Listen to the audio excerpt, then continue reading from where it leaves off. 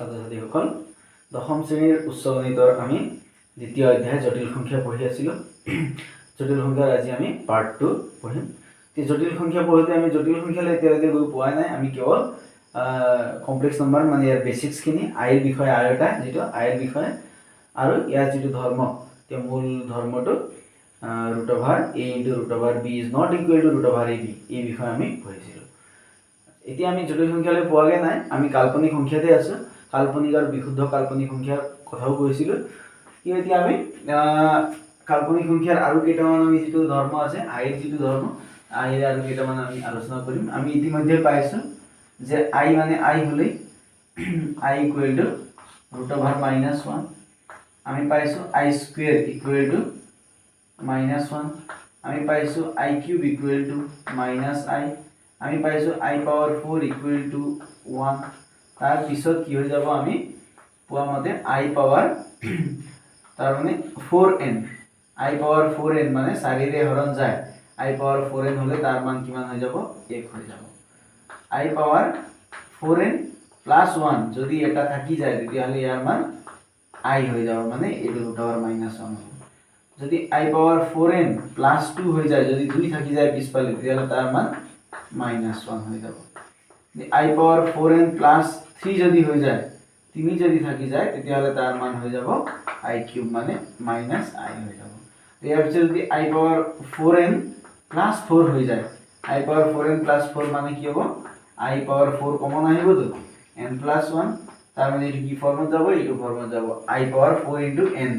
n মানে এটা ন্যাচাৰাল number n + 1 মানে ন্যাচাৰাল নাম্বাৰ ইয়াৰ মান আকৌ কলৈ যাব একলে আকৌ ৰিপিট হৈ যাব। গতিকে এইটো আমি ইতিমধ্যে পাইছিলো মান কিটা থাকে 4টাহে থাকে পাৱাৰৰ মান। এতিয়া আমি পঢ়িছিলো আমি পজিটিভ পাৱাৰ আমি পঢ়িম এতিয়া নেগেটিভ পাৱাৰ। i⁴0 মানে কিমান তোমালোকে জানা যিকোনো সংখ্যাৰ 0 মানে ই কি হৈ যাব 1 হৈ যাব। যিকোনো সংখ্যাৰ 0 পাতিলে হিটো তাৰ মানটো 1 হৈ যাব। গতিকে এইটো আমাৰ কাৰণে দৰকাৰী নহয়। আমি পঢ়িম মাইনাস চিহ্নৰ বিষয় i⁻⁻1 = 1 কি হৈ যাব i হৈ যাব বা i⁻⁻2 মানে হৈ যাব 1/i⁻2 হৈ যাব +2 1/, হৈ যায় 1/i⁻³ মানে 1/i⁻3 হৈ যায়। এটো কোৰ পৰা আহিছে a⁻n = কি হৈ যায় 1/a⁻n হৈ যায়। ইয়াৰ পৰা আমি এইটো পাম i⁻⁻1 মানে 1/i i⁻⁻2 মানে 1/i², i⁻⁻3 মানে 1/i³ এনেকৈ আমি পাই গৈ থাকিম। আচ্ছা তে আমি কি কৰো মূল কথা এটা মনত ৰাখিবা সদায় যে তলত কেতিয়াও i আমি এৰিব নালাগে। আমি কি কৰো হৰ পৰিমেয়কৰণ কৰো ৰেশনালাইজ কৰো ৰেশনালাইজ দা ডিনোমিনেটৰ বুলি কোৱা হৰ পৰিমেয়কৰণ মানে এই তলৰ সংখ্যাটো তলত কেতিয়াও আমি অপৰিমেয় সংখ্যা নথওঁ। i এটা অপৰিমেয় সংখ্যা √(-1) অপৰিমেয় নহয় ই জটিল কাল্পনিক সংখ্যা কাল্পনিক থব নালাগে। আমি সদায় তলত ৰেশনালাইজ কৰি থব লাগিব মানে তলত যেতিয়াই i দেখো আমি তলে উপৰে i ৰে পূৰণ কৰি দিম তলে উপৰে i ৰে পূৰণ কৰিম i ৰে পূৰণ কৰিলে কি হৈ গল তলত -1 হৈ গল গতিকে ওপৰত i থাকিল গতিকে ইয়াৰ মান হৈ গল -i গতিকে i⁻⁻1 ৰ মান কিমান হ'ব -i লৈ আহি গল। এটো নিমিলিব পাৰে ইয়াৰ লগত নিমিলে এটো i n belongs to এটো if n belongs যদি n belongs to natural number হয় স্বাভাৱিক সংখ্যা হলেহে এটো হ'ব। গতিকে i⁻⁻1 মানে এনেকৈ উলিয়াই আমি কি পালো 1/i তলে উপৰে i পূৰণ কৰিলো i² মানে -1 হ'ল ওপৰত i হৈ গল = -i হৈ গল 1/i² মানে -1 আহিল গতিকে ইয়াত আমাৰ একো সমস্যা নাই -1 হৈ গল ইয়াৰ মানে। তে 1/i³ মানে 1/i³ মানে কিমান হয় -i হয় i³ মানে -i হৈ গল সেইটো আমি পাইছো। গতিকে এতিয়া 1/ এতিয়া -i ৰ জায়গাত আমি কি কৰিম পূৰণ কি কৰিম i এটা পূৰণ কৰিম তলে উপৰে তলত আমি যেটো i নথওঁ গতিকে তলত i² হৈ গল -i² হৈ গল ওপৰত i হৈ গল i² মানে কিমান -1 গতিকে -1 হৈ গল ওপৰত i থাকিল মাইনাসে মাইনাসে +1 হ'ল তাৰ মানে i হৈ যাব i⁻⁻3 ৰ মান কিমান হৈ যাব i হৈ যাব i⁻⁻4 মানে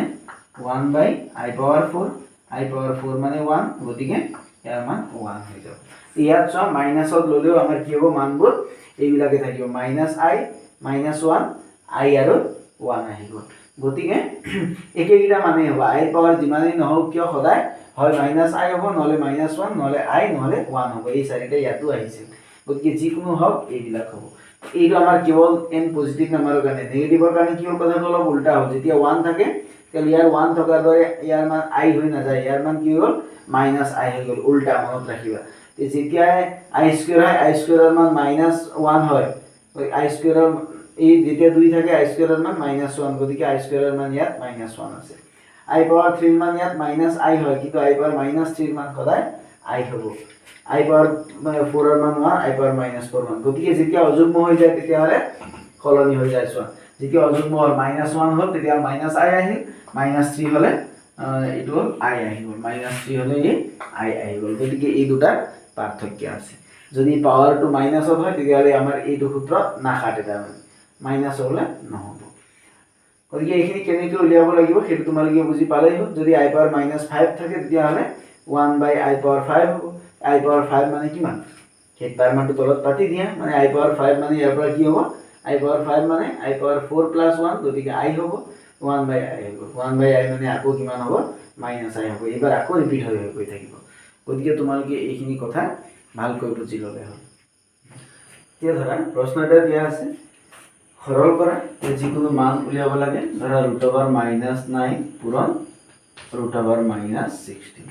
গতিকে আমি ইয়াৰ আগৰ ভিডিঅ'ত আলোচনা কৰিছিলোঁ যে কি হ'ব যদি শূন্যতকৈ সৰু দুটা সংখ্যা এনেকৈ পূৰণ হয় আমি কি পাতিব নোৱাৰো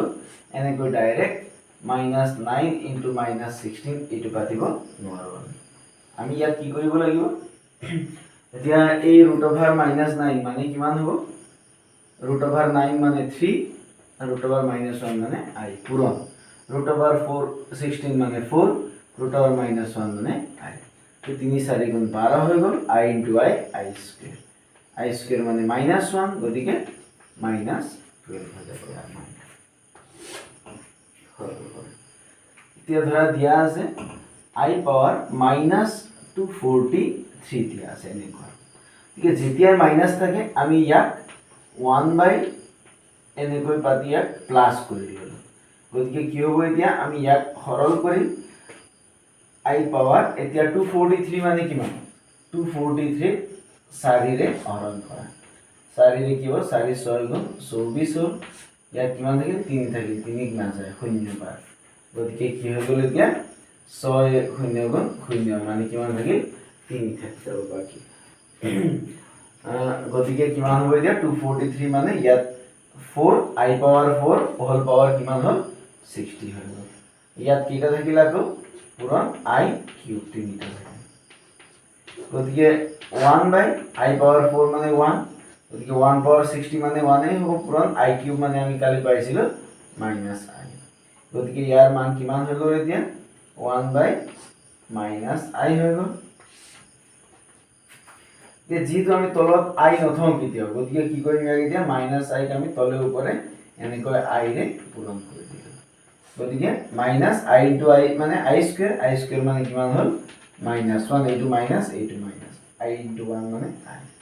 গতিকে মাইনাসে প্লাস গতিকে তলত 1 থাকিল ওপৰত থাকিল i ইয়াৰ মানটো হৈ যাব এনেকৈ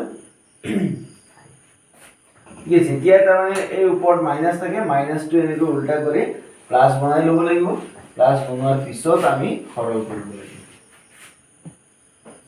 এতিয়া হে এটা ইম্পৰ্টেন্ট কোৱেশ্চন 1 প্লাস i হৈ গ'ল এটো মানে এটা এৰিয়া হয় সৰল কৰা এতিয়া এফালে হৈ গ'ল 1 প্লাস 1/i হৈছে টি 1 ইয়াত আছে পাৱাৰ 4 ইয়াতো আছে পাৱাৰ 4 ইকুৱেল টি ইয়াত যেহেতু পাৱাৰ 4 দেখিছা পাৱাৰ 4 দেখাৰ লগে লগে ভাঙিব নালাগে যেহেতু দুইটাতে পাৱাৰ 4 আছে আমি ইয়াত লিখিম 1 প্লাস i পূৰণ 1 প্লাস 1/i ये होल पावर किमान হল দুইটাতে আছে 4 হৈছে এটো 1 প্লাস i পূৰণ 1 প্লাস 1/i হোল পাৱাৰ কিমান হৈ গ'ল 4 হৈ গ'ল গতিকে ব্ৰেকেটৰ ভিতৰৰ কামটো কৰিলো আমি 1 * 1 মানে 1 হল প্লাস 1 * 1/i মানে 1/i hall plus I into 1 মানে I hall plus I into 1/I এনেকৈ থাকিব পাৱাৰ 4 ইয়াত 1 থাকিল ইয়াত যেহেতু আমি তলত I এনেকৈ নাপাতো গতিকে এই I উঠাবৰ কাৰণে আমি তলত I ৰে পূৰণ কৰিলো ওপৰতো আমি 1 ৰ লগত I পূৰণ কৰিব লাগিব ইয়াত প্লাস I ওপৰতে আছে I into I মানে কেনসেল গল ইয়াত থাকিল 1 হোল পাৱাৰ 4 গতিকে 1 প্লাস I into I মানে -1 গতিকে ইয়াত তলত I স্কয়ার মানে -1 ওপৰত I আহি গল plus I plus 1 whole power 4 equal 1 তে এটো মাইনাস এ প্লাস এ মাইনাস হল গতিকে তলত যেতিয়া 1 থাকে তলত 1 থকা মানে এইটো হৈ গল plus I minus I plus 1 হৈ গল হোল পাৱাৰ 4 ইকুৱেল টু এতিয়া মাইনাস I আৰু প্লাস I কেনসেল গল কি থাকে 1 plus 1 থাকে 1 plus 1 2 2 power 4 2 power 4 মানে 2 দ্বিগুণ 4 4 4 গুণ 16 হৈ যাব গতিকে একেবাৰে ইম্পৰ্টেন্ট কোৱেশ্চন এটো কি হৈছে যে এই এনেকুৱা আছিল যেহেতু ওপৰত পাৱাৰ 4 পাৱাৰ একে আছিল একে পাৱাৰ থাকিলে মাজৰ পূৰণ চিহ্ন পাতি দিলো পূৰণ বা হৰণ থাকিলেহে কৰিব পাৰো যদি যোগ থাকিলে তেতিয়ালে আমি গুটেটো আমি পাৱাৰ লিখিয়া যোগ চিহ্ন দিব নোৱাৰিলেহেঁতেন যোগ থাকিলে নোৱাৰে বিয়োগ থাকিলে নোৱাৰে কেৱল পূৰণ বা হৰণ থাকিলেহে কৰিব পাৰি গতিকে 1 plus I into 1 plus 1/I whole power 4 power to 4 আমি গুটে কিটা বাহিৰত এৰি দিলো তে ভিতৰতে এটা জাস্ট সিম্পলিফিকেশন পূৰণ কৰিছো 1 into 1 1 গুণ 1 1 আৰু এটো 1/I plus I into 1 I into 8 হলে I কেনসেল গল 1 থাকে তে তলত আমি I নথওঁ গতিকে ইয়াক উঠাবৰ কাৰণে I ৰে তলত পূৰণ কৰিলো ওপৰটো কৰিব লাগিব গতিকে 1 plus I into I মানে -1 I square hall I square মানে -1 ওপৰত I বাকি এনি একেই আছে এতে এই মাইনাস এ প্লাস এ মাইনাস গতিকে তলত 1 ওপৰত I মানে তলত 1 লিখো -I হল -I plus I কেনসেল গল 2 থাকে 2 power 4 মানে 16 একেবাৰে ইম্পৰ্টেন্ট কোৱেশ্চন প্ৰত্যেক পৰীক্ষা তোমালোকে জীবন পৰীক্ষা লিখিবা আজিৰ পৰা এই জটিল সংখ্যা যত আহিব তাত এই কোৱেশ্চনটো 2 নম্বৰ আহিবই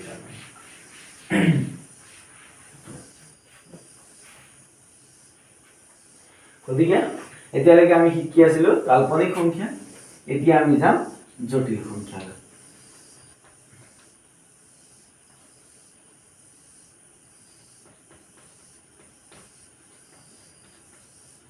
এতিয়া আমি গৈছো জটিল সংখ্যা যে কেনেকুৱা বস্তু এখিনি জটিল সংখ্যা আৰু কাল্পনিক সংখ্যাৰ কি পাৰ্থক্য এতিয়া গতিকে একদম সিম্পল কথা যে এই জটিল সংখ্যালৈ যোৱাৰ আগতে তোমালোকে সাইডত লিখি লবা যে দ্বিঘাত সমীকৰণ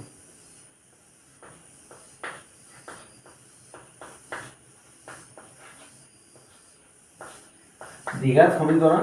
এই চ্যাপ্টাৰটো তোমালোকৰ জেনাৰেল মেথছত আছে ক্লাস 10 ত তেতিয়া তোমালোকে পঢ়িবলৈ পাবা এতিয়া শিকি থোৱা দ্বিঘাত সমীকৰণ মানে দ্বিঘাত সমীকৰণৰ সাধাৰণ ৰূপ হৈ যাব ax² + bx + c = 0 ইয়াত কি হ'ব ax² x ৰ ঘাত কিমান 2 হৈ আছে গতিকে দ্বিঘাত হৈ আছে a is not equal to 0 ইয়াত x ৰ সৰ্বোচ্চ ঘাত 2 মাত্ৰা 2 ইয়াত 1 ইয়াত 0 গতিকে x ৰ ঘাত 2 হৈছে ইয়াকে কোৱা হয় দ্বিঘাত সমীকৰণ তোমালোকে ক্লাস 9 ত বহুপদ পঢ়িতে পাইছিলা যে রৈখিক সমীকরণ মানে পাওয়ার 1 হলে রৈখিক হয় পাওয়ার 2 হইছে গতিকে দ্বিঘাত হৈ যাব যদি পাওয়ার 3 থাকে তেতিয়ালে ত্রিঘাত হৈ যায় ঠিক আছে ax² + bx + c = 0 যত a is not equal to 0 a equal to 0 হলে কি হৈ যাব x² * 0 এটো নাইকিয়া হ'ব গতিকে bx থাকিব হেটো দ্বিঘাত নহয় রৈখিক সমীকরণ হ'ব এতে কি দ্বিঘাত সূত্র মানে হল এই যে দ্বিঘাত সমীকৰণটো পাইছা এইটো দ্বিঘাত সমীকৰণটো সমাধান কৰাৰ যিটো সূত্ৰ x = কি হ'ব ইয়াত এতিয়া -b + √b² - 4ac divided by twice a হ'ব ইয়াত কি আহিল এতিয়া -b + √b² - 4ac divided by twice a -b মানে x ৰ যিটো সহগ সেইটো হ'ব b x² ৰ সহগটো হ'ব আমি a বুলি লৈছো আৰু যেটো ধ্ৰুবক সংখ্যা থাকিব তাক আমি ac বুলি লৈছো যদি ইয়াৰ কোনোবা এটা না থাকে ধৰা c ধ্ৰুবক সংখ্যা না থাকে তেতিয়ালে c এর মান আমি 0 বুলি লম যদি এই bx পদটো নাথাকে তেতিয়াহ'লে b ৰ মান 0 বুলি ল'ম এই পদটো নোহোৱাৰ প্ৰশ্ন নাহে কাৰণ এইটো নট ইকুৱেল টু 0 হ'বই লাগিব গতিকে এইটো তোমালোকে এতিয়া জাস্ট মনত ৰাখি থোৱা মুখস্থ কৰি থোৱা তোমালোকে যেতিয়া দ্বিঘাত সমীকৰণ পঢ়িবা তেতিয়া এই কথাখিনি একদম ক্লিয়াৰ হৈ যাব গতিকে দ্বিঘাত সমীকৰণৰ প্ৰামাণিক ৰূপ x² + bx + c = 0 য'ত a is not equal to 0 আৰু দ্বিঘাত সূত্ৰ মানে x = -b ± √b² - 4ac / twice a এইটো 2 হয় গতিকে কি হ'ব দ্বিঘাত সূত্ৰ মানে যি সূত্ৰ x ৰ মান উলিয়াব লাগে ইয়াত x ৰ মান উলিওৱা আমাৰ সূত্ৰ এইটো আচ্ছা ঠিক আছে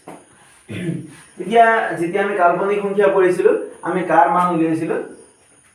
কাল্পনিক সংখ্যাত আমি x² + 1 = 0 এই সমীকৰণৰ আমি সমাধান উলিয়াইছিলো গতিকে ইয়াত কি হৈছিল x² = -1 হৈ গৈছিল গতিকে x = √(-1) হৈ গৈছিল প্লাস মাইনাস গতিকে প্লাস মাইনাস এটো -1 মানে i হৈ গৈছিল x ৰ মান এইটো আছিল কাল্পনিক সংখ্যা যিকোনো এটা কাল্পনিক সংখ্যা i হৈ গ'ল ইয়াত কিন্তু ইয়াত আমি কি লম এইটো দ্বিঘাত সমীকৰণ আছিল এতিয়া আমি জটিল সংখ্যাত বেলেগ এটা লম ধৰা হল x² + x + 1 = 0 একটা দ্বিঘাত সমীকরণ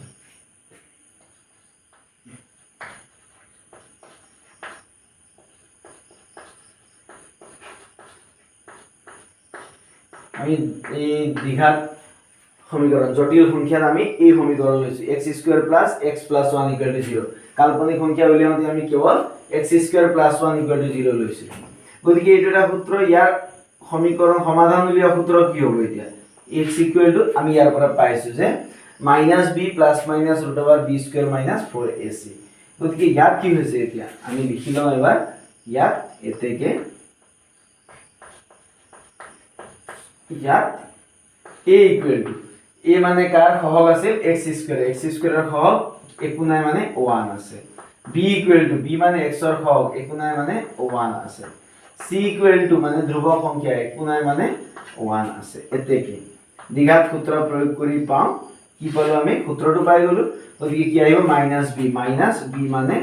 1 প্লাস মাইনাস √(b²) মানে 1² -4 a মানে 1 c মানে 1 ডিভাইডেড বাই টুৱাইস a গতিকে কি পালো আমি এতিয়া সিম্পল -1 প্লাস মাইনাস তে এইটো মানে কিমান হ'ব 1 - 4 * 4 4 * 4 হৈ গ'ল তলত হলে দিয়া 2 * 2 হৈছে গতিকে আমি কি লিখিব পাৰিম এতিয়া কি মই ডাইৰেক্ট লিখি দিছো যে x = কি হৈ গ'ল এতেকে x = কিমান পালো আমি -1 প্লাস মাইনাস এতিয়া √() ইয়াত কিমান থাকিব √(-3 মানে এনেকুৱা ডিভাইডেড বাই 2 হৈ গ'ল গতিকে -1 প্লাস মাইনাস এতিয়া এই -√(3 মানে কিমান ইকুৱেল টু তলত 2 হল -1 প্লাস মাইনাস তে √(-3 মানে কিমান হ'ব √(3 আহি গ'ল কি √(-1 মানে i আহি গ'ল i √(3 হৈ গ'ল তো ইয়াক যদি আমি ভাঙি দিও -1/2 প্লাস মাইনাস i আহি গ'ল √(3/2 পাই গ'ল তাৰ মানে কি পালো -1/2 আহিল প্লাস মাইনাস i √(3/2 পাতিলো দুইটো আমি দুইটাকে কি কৰিব পাৰো ভাগ কৰিব পাৰো গতিকে ইয়াত মই এতিয়া কি বুলি লিখিলো a প্লাস মাইনাস ib বুলি লিখিছো a plus minus ib a মানে এই গুটেইটো আৰু প্লাস মাইনাস আছে i আছে b মানে এই গুটেইটো গতিকে এই আকাৰত যেটো আমি পালো ইয়াক আমি জটিল সংখ্যা বুলি কম এতিয়া আমি জটিল সংখ্যাৰ ডেফিনিশন লিখিম ইয়াৰ ওপৰত ভিত্তি কৰি এতিয়া a প্লাস মাইনাস ib ৰ ওপৰত ভিত্তি কৰি আমি জটিল সংখ্যাৰ ডেফিনিশন লিখিম এইখন তোমালোকে এইখন লিখি এৰি দিলেই হল এতিয়া আমি লিখিম ধৰা হল a আৰু b দুটা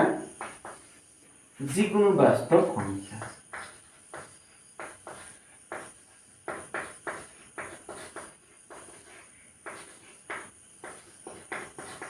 এ আৰু বি দুটা যিকোনো বাস্তৱ সংখ্যা তাৰ মানে কি হ'ব এতিয়া এ আৰু বি যিকোনো দুটা বাস্তৱ সংখ্যা এতেকে a plus ib মানে z equal to a plus ib জটিল সংখ্যা বলে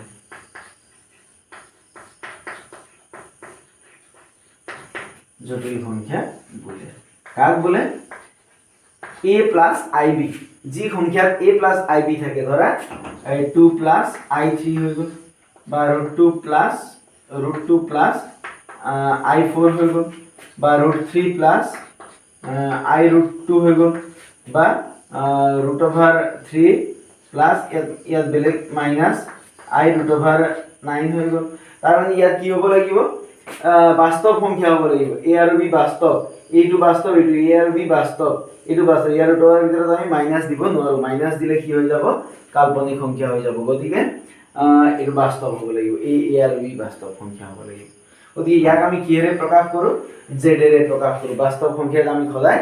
z আখৰেৰে এইটো লিখা যায় গতিকে জটিল সংখ্যাৰ ডেফিনেশন হ'ল ধৰা হ'ল a আৰু b দুটা যিকোনো বাস্তৱ সংখ্যা এতেকে z equal to a plus ib আকাৰৰ সংখ্যাবোৰক জটিল সংখ্যা বলে সেইটো আমাৰ ডেফিনেশন সিম্পল আচ্ছা এতিয়া কি হ'ব চোৱা এক নম্বৰ যদি a equal to 0 হয় তেন্তে যদি a equal to 0 হয় তেতিয়া কি হৈ যাব তেন্তে z equal to কি হৈ গল a এর মান 0 হৈ গল গতিকে ইয়াত কিমান থাকিল ib থাকিল ইয়াত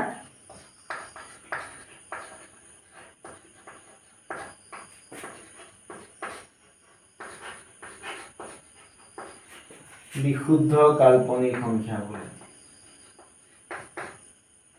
এটো কি হৈছে এতিয়া বিশুদ্ধ কাল্পনিক সংখ্যা বলে কাৰণ তে z ইকুৱেল টু কিমান আহিল ib আহিল গতিকে বিশুদ্ধ কাল্পনিক সংখ্যা আমি যেতিয়া পঢ়িছিলো তাত আমি লিখিছিলো যে i এর লগত এটা বাস্তৱ সংখ্যা পূৰণ হৈ থাকিলে তাক আমি বিশুদ্ধ কাল্পনিক সংখ্যা বুলি কওঁ i এর লগত এটা সংখ্যা পূৰণ হৈছে তাক আমি বিশুদ্ধ কাল্পনিক সংখ্যা বুলি কলো এটো কোৰ পৰা পাম জটিল সংখ্যাত যদি a ইকুৱেল টু 0 হয় তেতিয়া হলে আমি পাম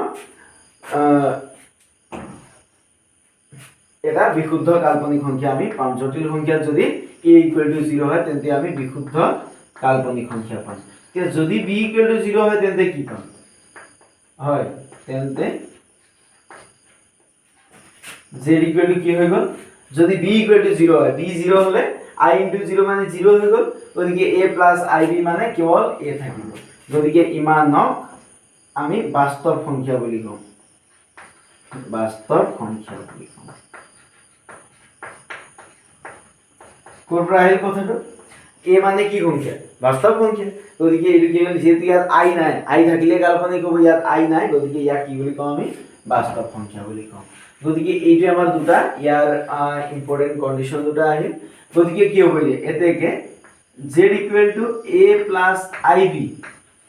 z equal to a plus ib হলে ইয়াত কি হ'ব a মানে ইয়াক কোৱা হয় বাস্তৱ অংশ বুলি কোৱা হয় বাস্তৱ অংশ বুলি কোৱা হয় প্লাস a ib যেটো আছে এই গুটেইটোক আমি কাল্পনিক অংশ বুলি কওঁ কাল্পনিক অংশ আৰু এইবোৰক বুজাম কেনেকৈ আমি বাস্তৱ অংশ মানে ৰিয়েল আর ই মানে real of z car real real of z ওদিকে রিয়েল অফ z মানে কিমান হ'ব real of z equal to a হ'ব প্লাস কাল্পনিক মানে ইংৰাজীত ইমাজিনারি বুলি কয় ইমাজিনারি অফ z হৈ গল ইমাজিনারি অফ z মানে আমি a ভিক বুজি পাম ওদিকে কি হ'ব জটিল সংখ্যাটা দুটা অংশ থাকে এটা বাস্তৱ অংশ এটা কাল্পনিক অংশ ওদিকে বাস্তৱ অংশক আমি ৰিয়েল অফ z আৰ ই বুলি ব্ৰ্যাকেটত z লিখো আৰু কাল্পনিক অংশক আমি i am imaginary বুলি লিখি ব্র্যাকেটত z লিখো ওদিকে রিয়েল অফ z মানে ইকুয়াল টু a হ'ব ইমাজিনারি অফ z মানে ইকুয়াল টু b হ'ব ওদিকে এইটোই হলো আমাৰ বাস্তৱ সংখ্যাৰ ডেফিনিশন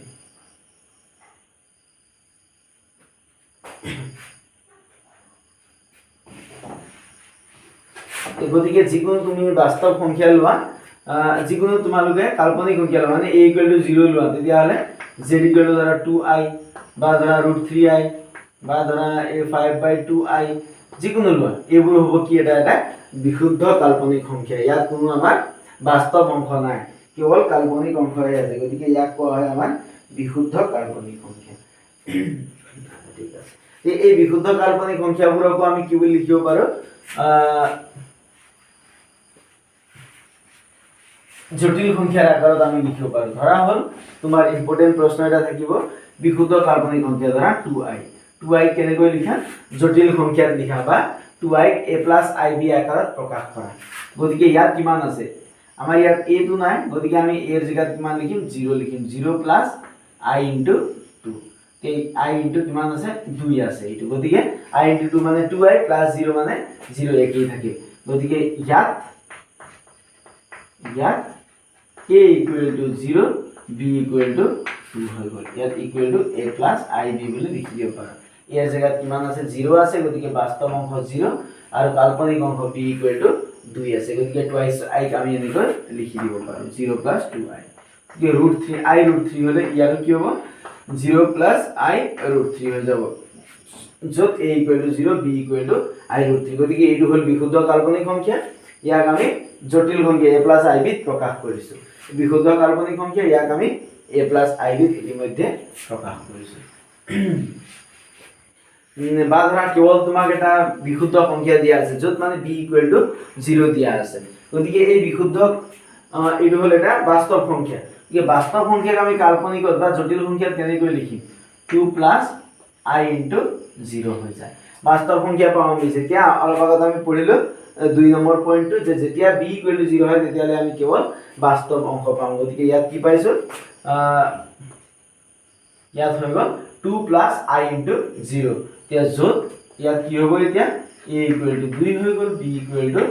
0 হৈ গ'ল, a equal to 2, b equal to 0। তাহলে প্ৰত্যেক সংখ্যাক, বাস্তৱ সংখ্যাক আমি কাল্পনিকৰ ৰূপত এনেকৈ লিখিব পাৰো। ধৰা হল মোৰ মন গ'ল এতিয়া ধৰা -10, এই -10ক আমি -10 plus i into 0 বুলি আমি লিখি দিব পাৰো, য'ত a equal to -10, b equal to 0 হৈ যাব। বা যিকোনো যদি তোমাৰ i যেনিবা √5 এনেকুৱা যদি ধৰা, এইটো হ'ল এটা কাল্পনিক বিশুদ্ধ কাল্পনিক সংখ্যা, ইয়াক যদি লিখো তেতিয়াহ'লে ইয়াৰ জেগাত 0 হ'ব প্লাছ i into √5 হৈ যাব, a equal to 0, b equal to √5 হৈ যাব। গতিকে আমি এইবোৰক আমি এনেকৈ লিখিব লাগিব। এতিয়া পৰীক্ষাত প্ৰশ্ন আহে a plus ib আকাৰত প্ৰকাশ কৰা, একেই প্ৰশ্ন এইবিলাক, a plus ib আকাৰত প্ৰকাশ কৰা। ধৰা তোমাক দিয়া আছে √a -9 plus 5/7 দিয়া আছে, ইয়াক তুমি কি কৰিবা, √9 মানে √9 মানে 3, এই মাইনাস আছে, গতিকে i আহি গ'ল প্লাস 5/7 হৈ গ'ল। গতিকে তুমি প্ৰথমতে এইটো লিখা 5/7 প্লাস 3i হৈ গ'ল, equal to a plus ib। এতে কি হ'ব, a ইকুৱেল টু a এৰ জায়গাত কিমান আছে, 5/7 আছে, আৰু b এর জায়গাত কিমান আছে, b এর জায়গাত 3 আছে, গতিকে b এর জায়গাত 3 হৈ গ'ল। গতিকে এইটো হৈ গ'ল আমাৰ a plus ib আকাৰত প্ৰকাশ কৰে। যদি তোমাক সাধাৰণ ভগ্নাংশ এটা দিয়া আছে, ধৰা -4/5 দিয়া আছে, তো ইয়াক নিয়াটো কি, ইয়াৰ দৰে -4/5 প্লাস i into 0, য'ত a ইকুৱেল টু কিমান হ'ব, -4/5, b ইকুৱেল টু কিমান হ'ব, 0 হৈ যাব। কি এনেদৰে আমি সংখ্যাবোৰক এনেকৈ ওলোটা ৰূপত প্ৰকাশ কৰিব পাৰোঁ। যদি ধৰা তোমাক a plus ib ৰূপত লিখা বুলি দিলে আৰু এনেকুৱা প্ৰশ্ন এটা দিয়া আছে, ধৰা 3 minus i √-25 এনেকুৱা এটা সংখ্যা দিলে, ইয়াত কি আছে, এতিয়া √-ৰ ভিতৰত মাইনাস আছে, গতিকে ইয়াত i আছে, এইটো আমি a plus ib বুলি লিখিব নোৱাৰো, কাৰণ ইয়াত কি নাই, √-ৰ ভিতৰত বাস্তৱ সংখ্যা নাই, বাস্তৱ হ'ব লাগিব। গতিকে ইয়াক আমি সৰল কৰিব পাৰো, -i, এতিয়া এইটো মানে কিমান হ'ব, এতিয়া √-1 পূৰণ 25 equal to 3 minus i into, √-1 মানে i আহিব, √-25 মানে 5 আহি যাব। গতিকে ইয়াৰ মান আমি পাম এতিয়া equal to 3 minus i into i মানে i স্কয়াৰ মানে -1, গতিকে ইয়াৰ জায়গাত আমি -1 পালো ইনটু 5 ইকুৱেল টু কিমান হ'ল, 3 প্লাস -7 প্লাস 1 5 গুণ 5 মানে কিমান হ'ল, 8 হ'ল, equal to 8 plus i into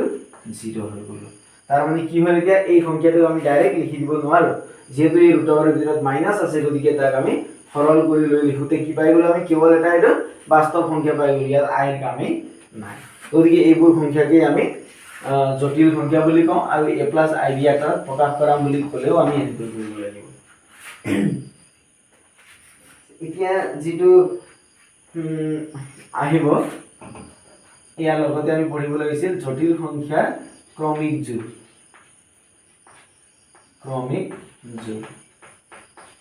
এই জোড় মানে জুৰিয়া গতিকে ইয়াত কি থাকিব ক্ৰমিক জোড় থাকিব কেনেকৈ যদি a plus ib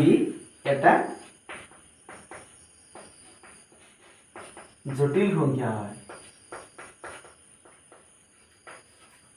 জটিল সংখ্যা হয় তেন্তে ব্ৰেকেটত আমি a, b লিখিম কি লিখিম a, b যদি a plus ib এটা জটিল সংখ্যা হয় তেন্তে a, b a plus ib ৰ ক্ৰমিক জোড় বোলে তে ক্ৰমিক জোড় মানে কোনটো হৈ গ'ল যদি 2 plus 3i থাকে তেতিয়ালে 2 plus 3i ৰ ক্ৰমিক জোড় 2 plus 3i ৰ ক্ৰমিক জোড় হ'ব 2 plus 3i ৰ ক্ৰমিক জোড় সমান ইয়াত 2 আছে 3i আছে কি যিকোনো 3i পৰা 3 লিখিম কেৱল যিকোনো সংখ্যাকে ক্ৰমিক জোড়ত লিখিবলৈ আমি a plus i বুলি লৈ যাব লাগিব ধৰা 3√3 minus 4i আছে গতিকে ইয়াৰ ক্ৰমিক জোড় হ'ব কি বাস্তৱ হয় নে √3 মানে বাস্তৱ হয় গতিকে ইয়াত আহি √3 ইয়াত আহি কিমান i ৰ জায়গাত কিমান আছে i ৰ পালে -4 আছে কেৱল 4 নহয় -4 আছে গতিকে এনেকুৱা এটা সংখ্যা হৈ যাব ধৰা তোমাৰ দিয়া আছে 3i - 6 ইমানৰ ক্ৰমিক জোড় হ'ব আমি ইয়াত প্ৰথমতে a plus i বুলি লৈ যাব লাগিব a plus i বুলি নিউতে কি হ'ব -6 plus 3i আহি যাব গতিকে -6 এটো হ'ব a ৰ মান আৰু এই 3 হ'ব b ৰ মান গতিকে -6,3 আমি এই ক্ৰমিক জোড় বুলি ক'ব পাৰো গতিকে যিকোনো এনেকৈ বাস্তৱ সংখ্যাৰ আমি ক্ৰমিক জোড় উলিয়াব পাৰো ধৰা মই আৰু এটা সহজ উদাহৰণ এইবোৰ আমি যেতিয়া টান পঢ়ি যাম তেতিয়াহ'লে সহজবোৰ কিছুমান থাকি যায় যদি ধৰা সংখ্যা এটা আছে 1 গতিকে 1 ৰ ক্ৰমিক জোড় কি হ'ব বুলি কওঁ যে 1 মানে আমি কি বুলি লিখিব পাৰো 1 plus i into 0 এটো বাস্তৱ সংখ্যা গতিকে এই ইয়াৰ ক্ৰমিক জোড় সমান ইয়াত কিমান হ'ব এফালে আছে 1, এফালে আছে কিমান i লগত পূৰণ হৈ থকা 0 গতিকে এক এটা সংখ্যাৰ 1 ৰ ক্ৰমিক জোড় হ'ব 1 0 তেনেকৈ আন এটা সংখ্যা ধৰা 5 যে 5 সমান 5 a plus i বুলি নিব লাগিব 5 plus i into 0 হৈ গ'ল i into 0 মানে 0 5 plus 0 মানে 0 গতিকে এই ইয়াৰ ক্ৰমিক জোড় হ'ব 5,0 এটো 5, i লগত 0 পূৰণ হৈছে গতিকে 5 ৰ ক্ৰমিক জোড় হ'ব 50 যিকোনো মানে বাস্তৱ সংখ্যা ক্ৰমিক জোড় আমি এনেকৈ ডাইৰেক্ট লিখি দিব পাৰো যদি a এটা বাস্তৱ সংখ্যা হয় তেতিয়াহ'লে ইয়াৰ ক্ৰমিক জোড় হ'ব a, 0 যদি কেৱল কাল্পনিক সংখ্যা থাকে ধৰা 2i ইয়াৰ ক্ৰমিক জোড় কি হ'ব ইয়াৰ ক্ৰমিক জোড় উলিয়াওতে আমি ইয়াকো আকৌ a plus i লৈ নিব লাগিব ইয়াৰ উলিয়াওতে আমি ইয়াক a plus i লৈ নিম এতিয়া a plus ib মানে কি হৈ গ'ল 0 plus 2 into i গতিকে কি হ'ল ইয়াত a ৰ জায়গাত 0 আছে b ৰ জায়গাত 2 আছে 0, 2 হৈ গ'ল তে -√3i এইটো হলে আকৌ কি হৈছে √3 টো আমাৰ কোত নাই √ৰ ভিতৰত মাইনাস নাই বাহিৰত আছে গতিকে এইটো কি হৈ যাব এতিয়া a plus ib লৈ নিউতে -√3i মানে এনেকে থাকিব 0 -√3 into i হৈছে তাৰমানে বস্তুটো এটো কি হৈছে মাইনাসটো আমাৰ ব্ৰেকেটৰ ভিতৰত থাকিলে হে ইয়াৰ মান i উলিয়াব পাৰে ইয়াত এই i টো দিয়াই আছে গতিকে কি হ'ব এটো মানে a মানে 0 b মানে হৈ গ'ল -√3 গতিকে এনেকৈ আমি সংখ্যাবোৰৰ ক্ৰমিক জোড় উলিয়াব পাৰিম তেতিয়াহ'লে ঠিক আছে আজিলৈ আমি আকৌ আলোচনা কৰিম তোমালোকৰ গোটেই এডভান্স মেথমেটিক্স হওক বা জেনাৰেল মেথমেটিক্স হওক একেবাৰে খুব সময়মতে তোমালোকৰ কোৰ্স ধুনীয়াকৈ কমপ্লিট কৰা হ'ব। তোমালোকে যাতে কোনো ধৰণৰ টিউচন ল'বলগীয়া নহয়, ধুনীয়াকৈ তোমালোকে এই যেতিয়াই খালি পঢ়াই যোৱা যায় ডেইলি তোমালোকে প্ৰেক্টিছ কৰিবা আৰু ক্লিয়াৰ কৰি থবা। আজি পঢ়াখিনি কাইলৈৰ কাৰণে ক্লিয়াৰ কৰি থবা।